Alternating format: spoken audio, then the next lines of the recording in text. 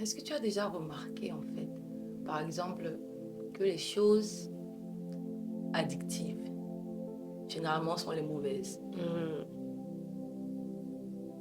Toutes ces choses-là, à quoi on peut être accro, Mhm. parfois, sont des choses qui sont mauvaises. Mhm. Ou ce sont des choses qui sont bonnes, mais qui finissent par être perverties après. Mhm. Je crois que c'est ce qui se passe, en fait, pour de vrai, avec la douleur. Tu ne le fais pas volontairement. Ou bien, je ne pense pas que c'est quelque chose que les gens font parce qu'ils en ont envie.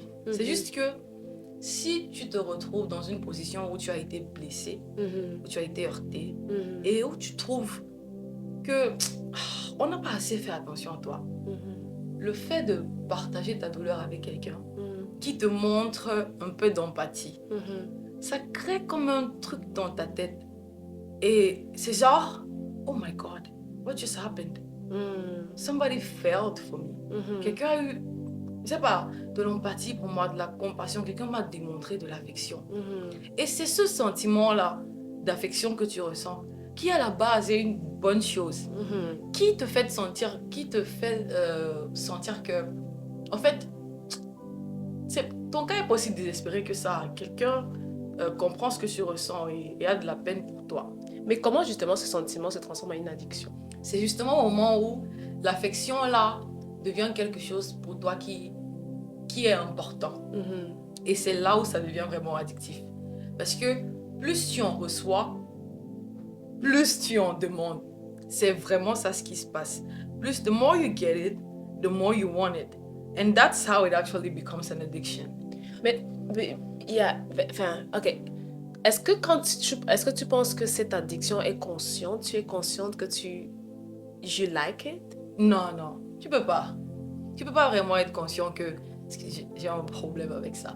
C'est pour ça on dit l'une des premières étapes de la guérison, c'est d'abord d'admettre que tu es malade. Bon, ça veut dire que tu ne t'en rends pas compte en fait. Bon, il faut que tu arrives à cet état de realization afin de comprendre que tu es malade.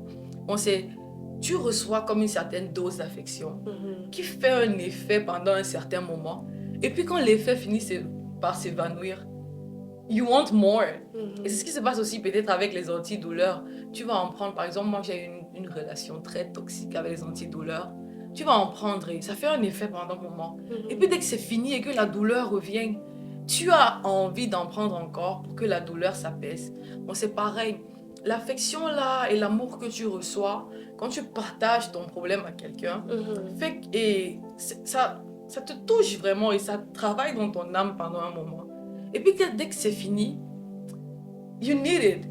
Tu en as encore envie. Et c'est comme ça que les gens se retrouvent dans ce cycle vicieux où, like, you just don't want to heal because you just love the affection. You just love the attention. Tu aimes tellement ça que tu ne veux même pas sortir de ta situation.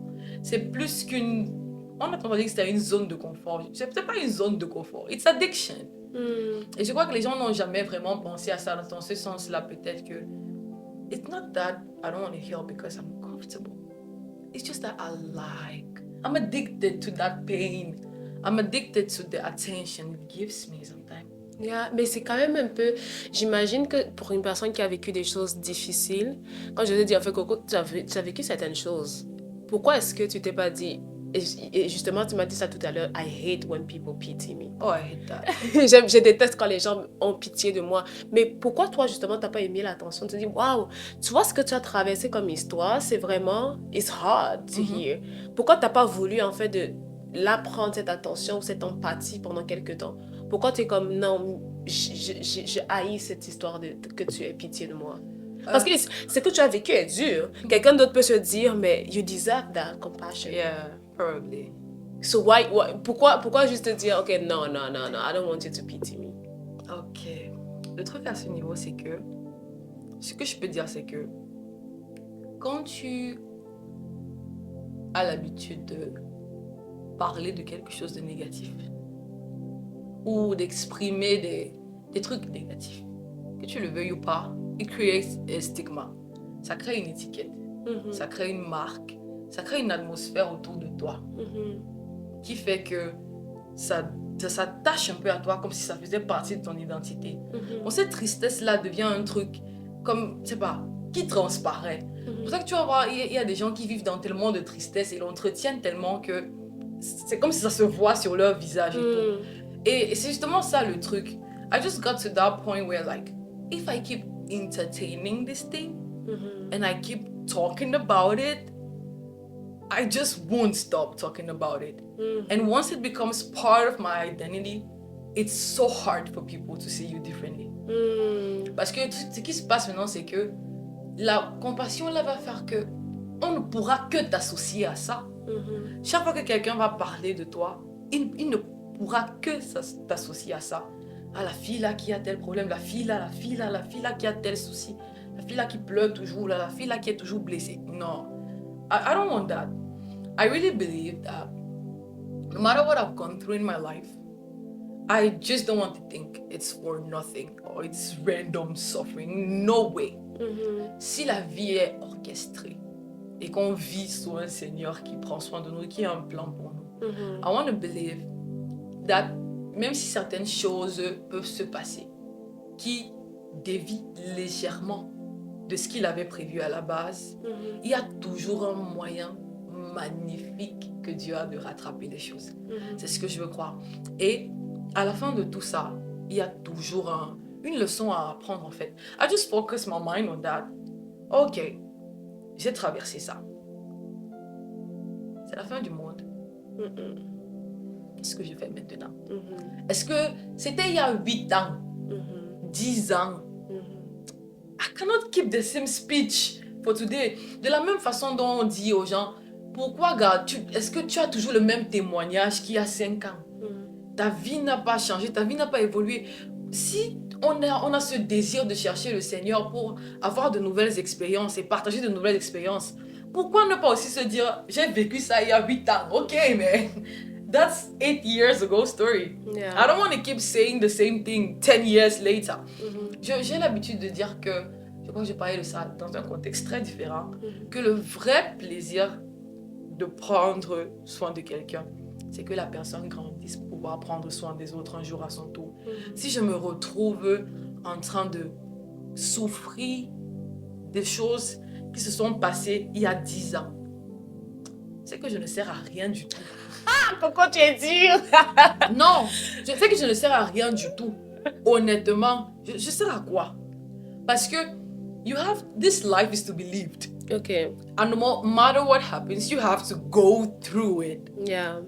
C'est pour ça qu'on dit ça quand David dit qu'il fait quoi? Il traverse, il passe.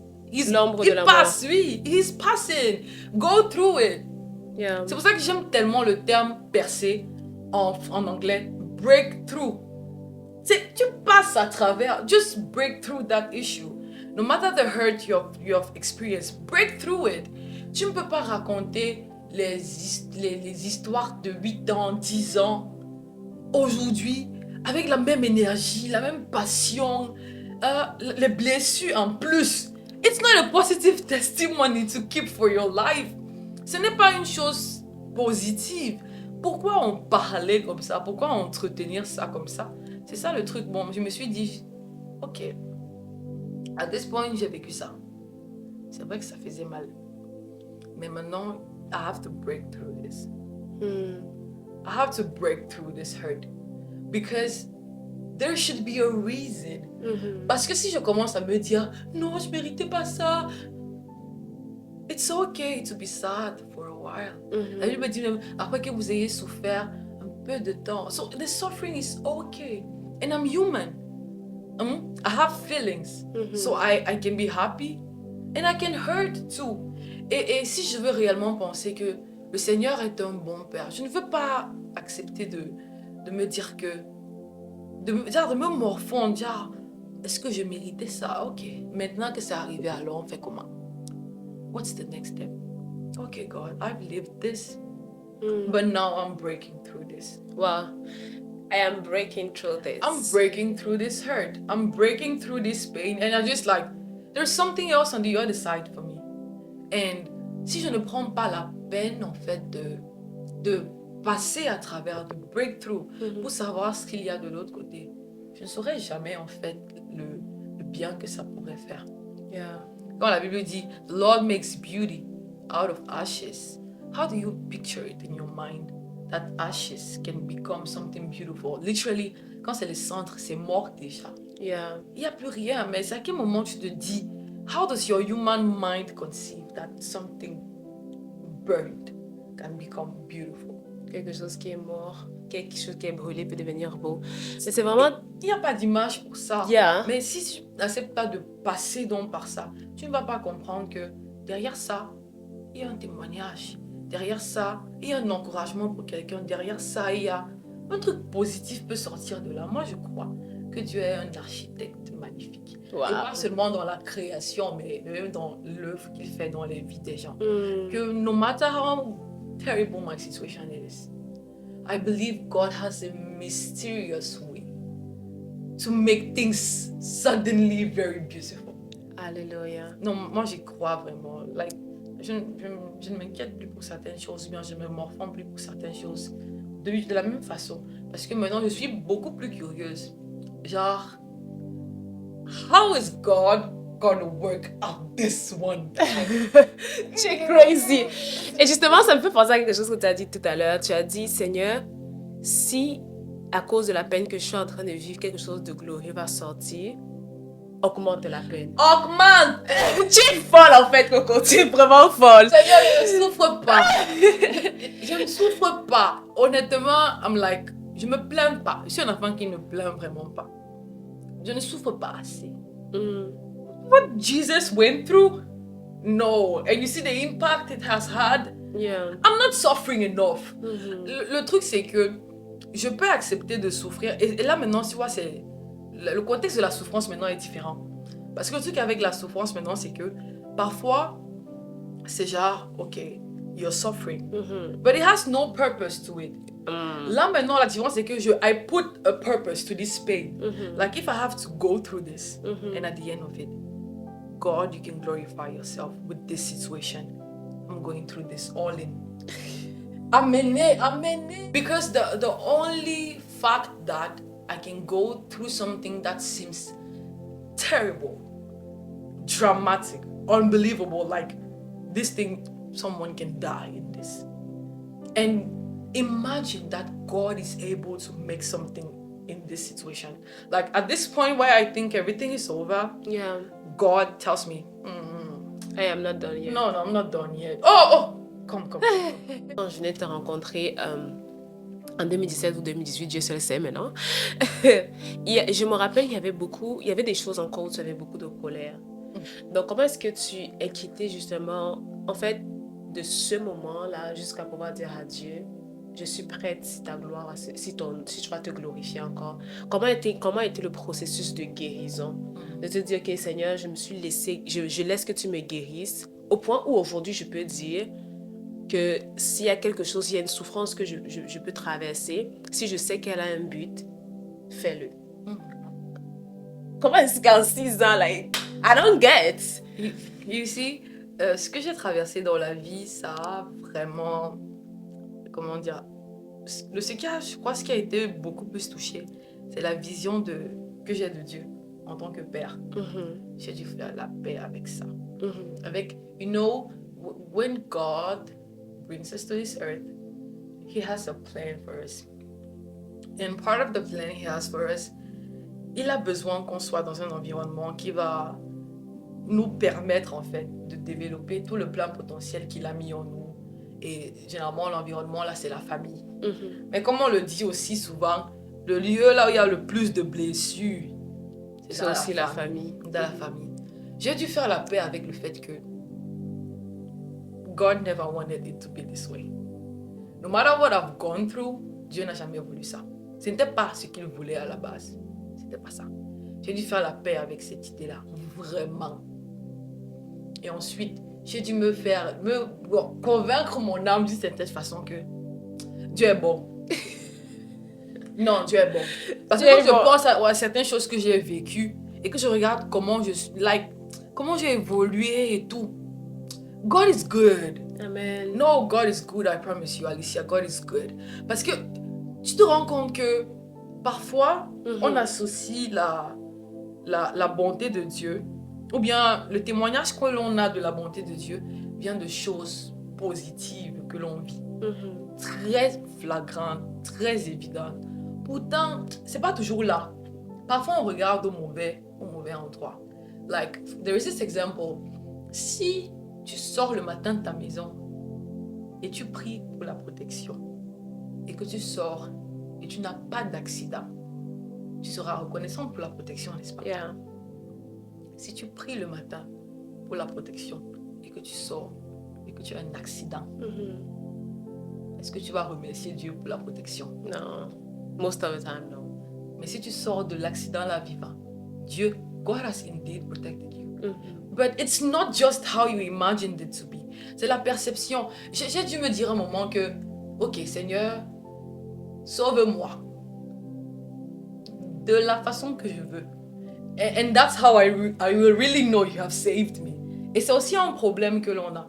On prie à Dieu et on s'attend à une réponse de sa part, mais on veut que la réponse là vienne comme nous on veut. Mhm. Et c'est comme ça qu'on va savoir que c'est Dieu qui a fait. J'ai dû me dire à un moment, ok, Father, I'm praying this prayer right now. And I know myself. Before you, I'm not a very smart person. What are you talking Speak about? to me in a language I will understand. Seigneur, permets que mon cœur soit vraiment ouvert, tellement ouvert, que quand ta réponse va venir, peu importe de la façon dont elle va se présenter, je saurai que c'est toi. C'est ça aussi qui a fait que les choses ont un peu changé. Bon, j'ai vraiment revisualisé ma vie en voyant que, God, I can't lie.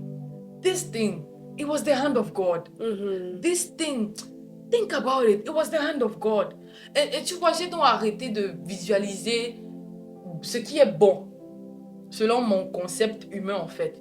Mais avoir la bonté de Dieu dans les petits détails, dans les petites choses, et me rendre compte que dans tout ce que je traversais, God has always been with me.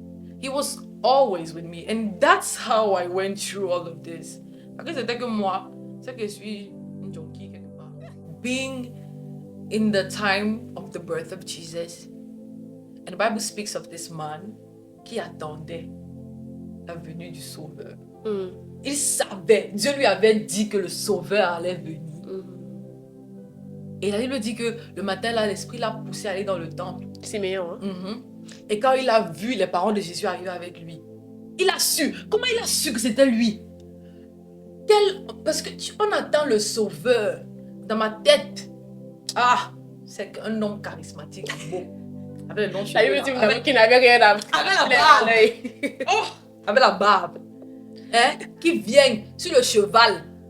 Sur le cheval. Même les chevaux. Avec son armée. Voilà. Pour venir terrasser. C'est ça. C'est un vrai sauveur. Voilà. Et maintenant, c'est l'enfant. Like, do you not imagine the type of heart that man must have had to be able to see it and not accept, recognize that this was the Savior that God had planned.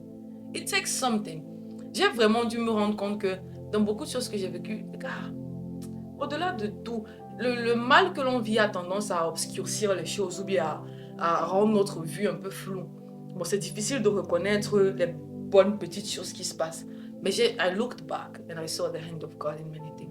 Wow. In so many things that I was telling someone the other day, do what you want. You can never fool me. God is good. Amen. He will never be wicked. Dieu ne sera jamais mauvais. Dites ce que vous voulez. Il n'y a rien qui va changer ça dans ma tête. Dieu est bon. Il ne sera jamais mauvais. Vous n'allez jamais le corrompre. Vous n'allez jamais le salir à mes yeux. Dieu est trop bon. And I've lived it. I've seen it so many times. L'histoire que je t'ai racontée tout à l'heure. Dieu est trop bon. Personne ne peut me mentir. Même parce que peut-être tu galères aujourd'hui ou parce que tu vises. Dieu est bon. Nobody can fool me. You will never lie. Tu ne vas jamais me raconter une histoire que telle affect, telle souffrance qui va faire que je vais penser. Quand on dit que God is good all the times, He's good. C'est la vérité. It's not just a speech. C'est pas un mantra qu'on se récite pour nous convaincre, pour se convaincre que non, peut-être, pas que, il est bon. It's true. It's reality. It's genuine. C'est authentique. Ok. Et c'est vraiment cette pensée aussi que j'ai dû avoir en fait dans ma tête. Que tu es bon.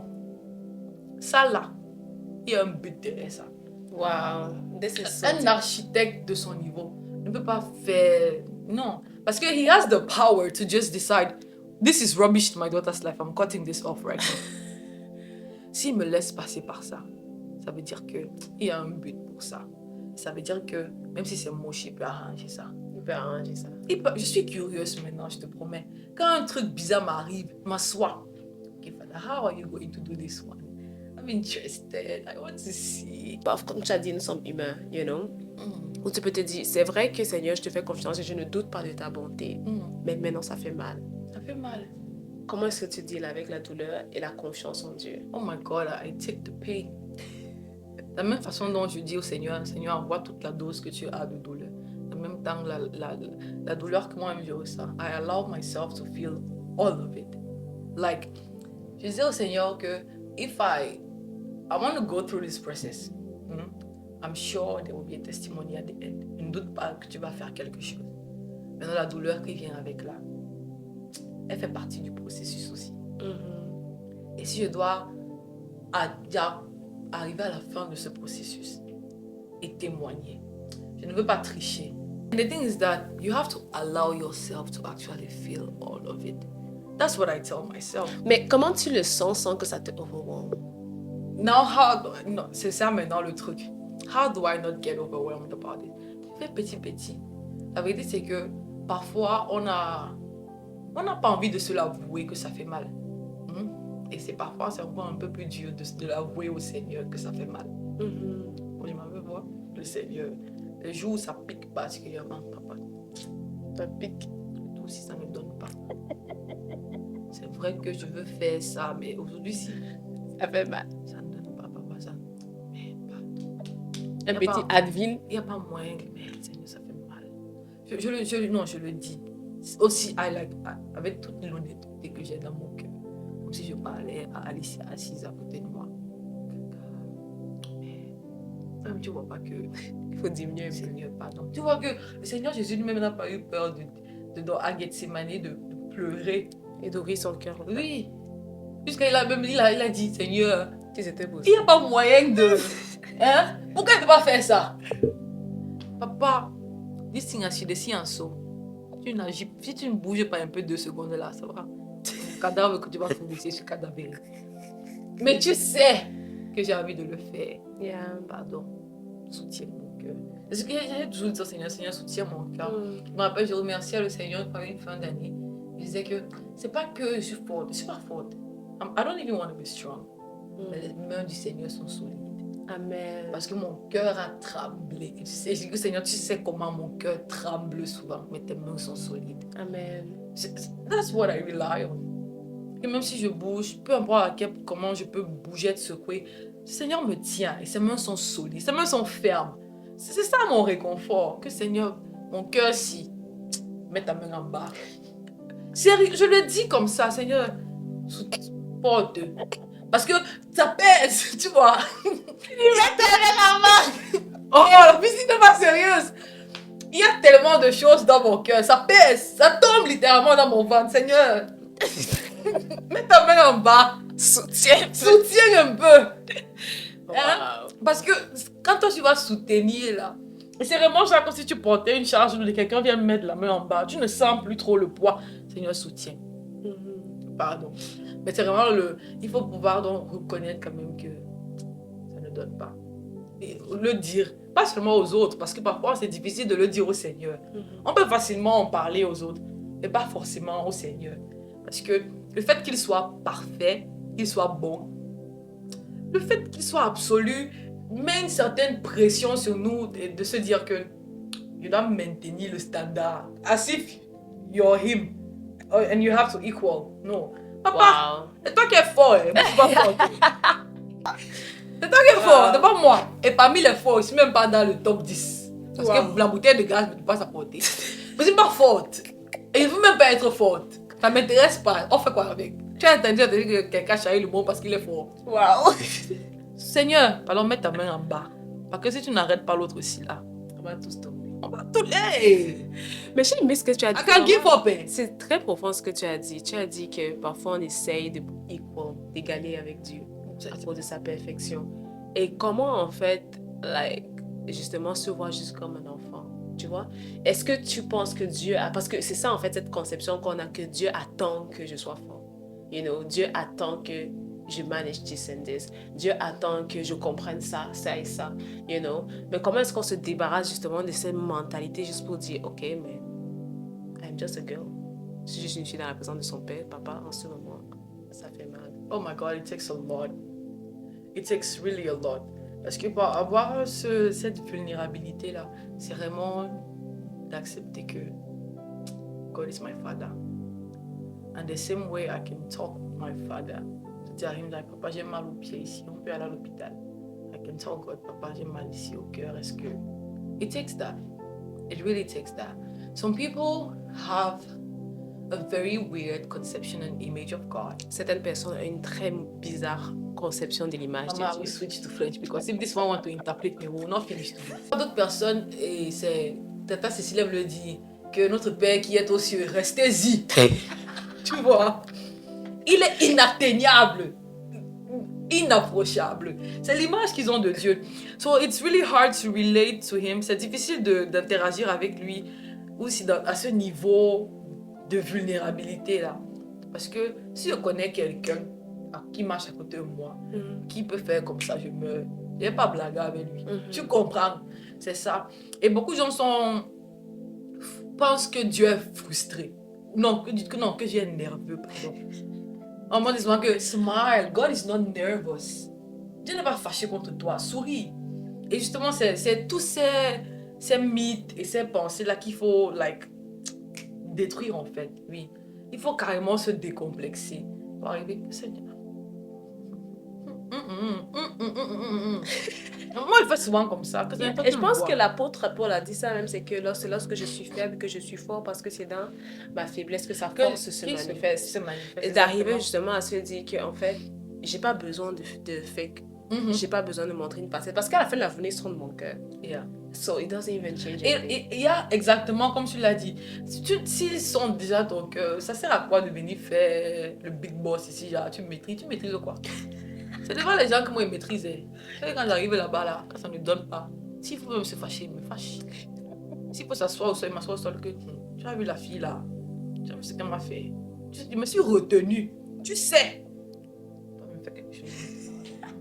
Mais Seigneur, masse mon cœur, masse comme ça. J'aime ce que tu viens de dire par rapport à la fille, parce que je sais qu'il y a aussi ces gens qui pensent que parce qu'ils ont un problème avec Dieu, Dieu a un problème avec les gens en question.